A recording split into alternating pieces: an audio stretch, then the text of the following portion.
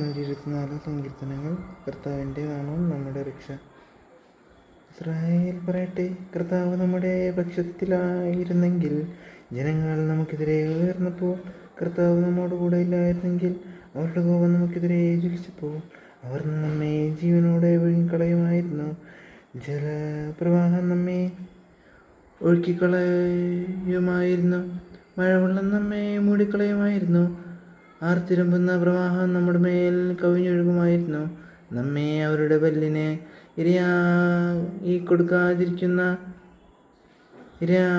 കൊടുക്കാതിരിക്കുന്ന കർത്താവ് വാഴ്ത്തപ്പെടട്ടെ. വേടൻ്റെ കെണിയിൽ നിന്ന് പക്ഷിയെന്ന പോലെ നമ്മൾ രക്ഷപ്പെട്ടു. കെണി തകർന്നു നാം രക്ഷപ്പെട്ടു.